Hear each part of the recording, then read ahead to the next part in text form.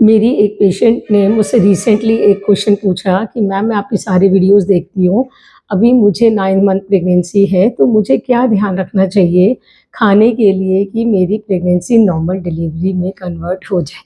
तो ये बहुत ही अच्छा क्वेश्चन है और बहुत सारे पेशेंट को क्यूरियोसिटी रहती है। तो ये केवल 9th मंथ में खाने से नहीं होगा, हमें थ्रू आउट द जर्नी जब से हम कंसीव करते हैं तभी से इन बातों का ध्यान रखना है। बट अभी हम जिस भी स्टेज पर हैं प्रेगनेंसी के, वहाँ से भी हम फॉलो करें तो भी नॉर्मल डिलीवरी के चांसेस काफ़ी हो जाते हैं।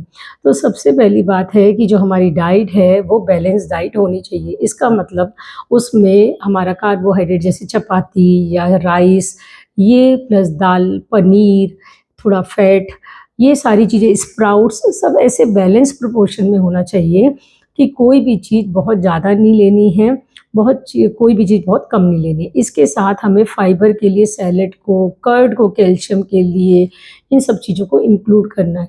अब यदि कभी आपको लगता है कि आप दूध नहीं ले पा रहे हैं, तो आप उसकी दूसरी फॉर्म्स ले सकते हैं, लाइक पनीर है या कर्ड है या छाछ है, इस तरह की चीज़ें। ना ही प्रेगनेंसी में कभी बहुत ज़्यादा मीठा खाना चाहिए और ना ही बहुत ज़्यादा नमक खाना चाहिए। दूसरी बात आती है कि आप जो ले रहे हैं water intake, that is very important. Water intake में आप 8 से 10 ग्लास डेली कोशिश करो आप पानी पियो, क्योंकि बच्चे के लिए भी अच्छा है, आपके लिए भी। पानी की कमी भी नहीं होने देगा। कोकोनट वाटर आप इंक्लूड कर लो। उसके अलावा ये नहीं है कि आप ग्लूकोज़ घोल के और तब पी रहे हैं, दैट इज़ वेरी हार्मफुल, ठीक है? आप उसकी बजाय इलेक्ट्रॉल ले सकते हैं, नेचुरल जूस ले सकते हैं, फ्रूट्स खाइए rather than the packet juices, वो तो बिल्कुल भी नहीं लेने हैं। तीसरी बात हमारी आती है, जो हमारे हेल्दी फैट्स होते हैं, ड्राई फ्रूट्स के लिए लगता है कि हम भर-भर के ड्राई फ्रूट्स खा लेंगे तो हेल्दी बेबी होगा, it's not like that. Season के हिसाब से, जैसे गर्मी है या सर्दी है, आप बैलेंस प्रोपोर्शन में ड्राई फ्रूट्स लीजिए।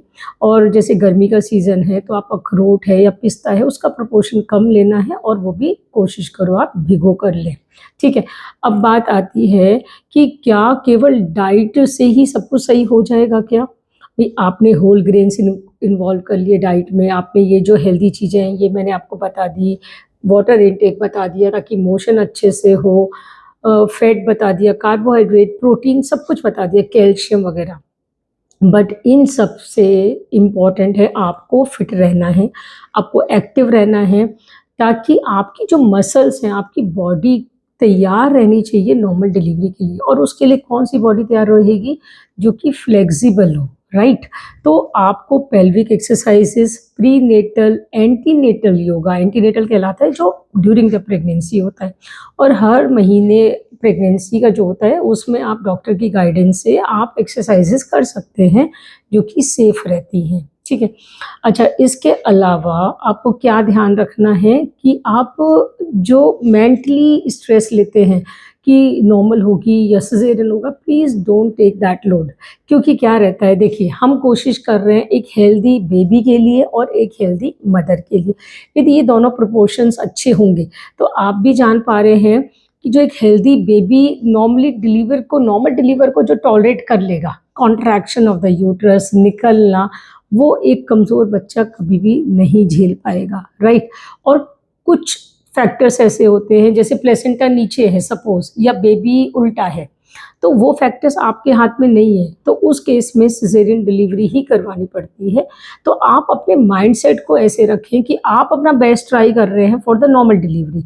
आप अपनी बॉडी को तैयार करें, बेबी को हेल्दी वे में तैयार करें, डॉक्टर से टाइम-टाइम पर चेकअप कराएँ, बट कभी भी किसी चीज़ को लेके रिजिड नहीं होना है। आप सारे मतलब फैक्टर्स को समझें, डिस्कस करें डॉक्टर के साथ, and we will do our best efforts for the normal delivery.